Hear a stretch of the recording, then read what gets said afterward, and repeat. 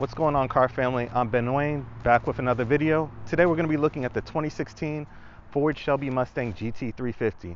Now this car is coming out nearly 50 years after the original Shelby GT350 was released. The original Shelby GT350 was a partnership between Ford and Carroll Shelby. Now let's go over the exterior and interior of this vehicle and see what makes this ride engineered for excellence. Everything front of the A-pillar is completely different. You have new aluminum side fenders, a new aluminum hood, and a new front fascia. Let's talk a little bit about the front of the Mustang GT350. Now the front has an injection molded plastic front splitter, which adds additional downforce on top of that front axle. And what's great about it being plastic is that if you scrape it, it's easy to replace. It's not like a lot of these supercars out here that have carbon fiber front splitters, and when you scrape them, it'll cost you thousands of dollars to replace. Another feature that makes the GT350 unique is the fact that you have functional side vents here for brake cooling.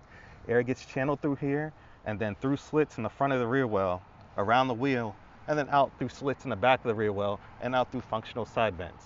Aerodynamics is the name of the game when designing this car. Now, as I mentioned previously, the Mustang GT350 has its own unique aluminum hood that sits up to 60 millimeters lower in some places as opposed to the regular Ford Mustang GT. It also features a functional heat extractor for additional cooling, and it channels air over the front fender for additional downforce. This example of the Mustang GT350 is fitted with the track package, which means it comes equipped with Ford's MagnaRide system. Now the MagnaRide system works by having a magna-rheological fluid inserted in the shocks, and as current is sent through that fluid, the shocks get stiffer for adjustable ride settings. Let's talk a little bit about the wheel and tire setup of the Mustang GT350. In the front, they're 19 inches in diameter and 10.5 inches wide. They're wrapped in Michelin Pilot Super Sports that are $295 in the front.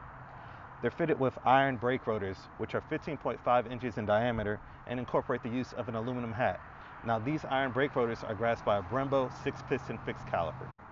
Now the setup for the wheels in the back is slightly different. Your wheels are 19 inches in diameter like in front, except they're 11 inches wide instead of 10.5 inches wide.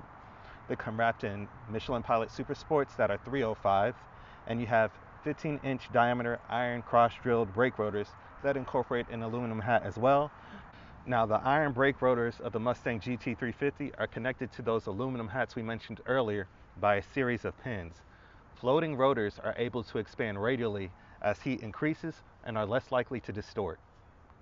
As I mentioned before, this Mustang GT350 comes fitted with the optional track package, which means it gets a rear raised deck lid spoiler. Now coming further down, this car is fitted with a dual exhaust system with quad exhaust tips integrated into the rear fascia. And if you look closely, the quad exhaust tips have holes on the bottom of it. And this is because when Ford was testing the GT350 and the GT350R, they noticed the tires were so sticky, rocks would gather in the exhaust tips. So you can kind of consider these as rock drainage holes. Now it should be noted that the actual exhaust system does not touch the exhaust tips that have been integrated into the rear fascia. There's an air gap between the exhaust system and the exhaust tips, and this serves as a thermal barrier to prevent heat from melting the rear fascia. The Ford GT350 is powered by a 5.2-liter V8 producing 526 horsepower at 7,500 RPM and 429 pound-feet of torque at 4,750 RPM. Now what makes this motor in the GT350 unique is the fact that the flat plane crank allows it to fire evenly between the two cylinder banks. Had this been a regular Ford Mustang GT, the firing would be something like this: left, left, right, right. But since we have a flat plane crank, it's even between the two. It would be left, right, left, right. Now a flat plane crank allows for the crank pins to be attached at 180-degree intervals as opposed to the traditional 90, allowing for even firing between the cylinder banks. This also allows for evenly spaced exhaust pulses. It should be noted that the 5.2-liter flat plane crank V8 in the Mustang GT350 and GT350R will not be shared across the Ford platform. It's exclusive to the GT350 and GT350R models. One thing I want to point out is that since this GT350 is fitted with the optional track package, you get an aluminum brace here from shock tower to shock tower going across for extra rigidity. Now let's cover the interior of the GT350 really briefly. It comes fitted with these Recaro microfiber seats. They're really supportive. It's a very nice touch. It looks great. It also has contrast stitching going all the way down. Now if you notice here, this car is a manual. Ford gives you two options of transmissions for this car. You have a manual 6-speed or a manual 6-speed. So if you want to buy this car, you're going to have to learn how to drive manual. The steering wheel is soft to the touch. It's covered in microfiber and has a black leather strip at the top and then contrast stitching throughout and black leather at the bottom. You also have your aluminum bright work here, and then you have the Shelby snake symbol in the middle. It looks really nice. Now let's hear how that 5.2 liter flat plane crank V8 sounds.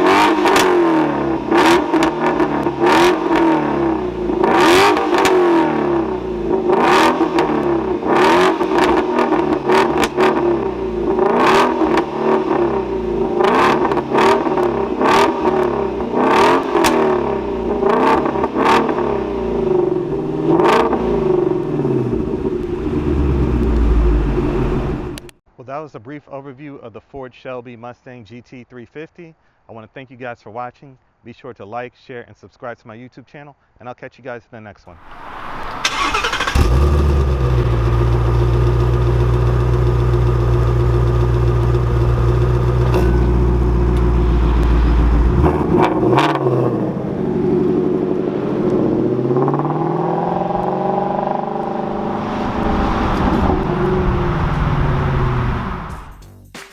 The G-Wagon is finished in a special nanoparticle paint, which prevents you from scratching the vehicle's finish while going off-roading.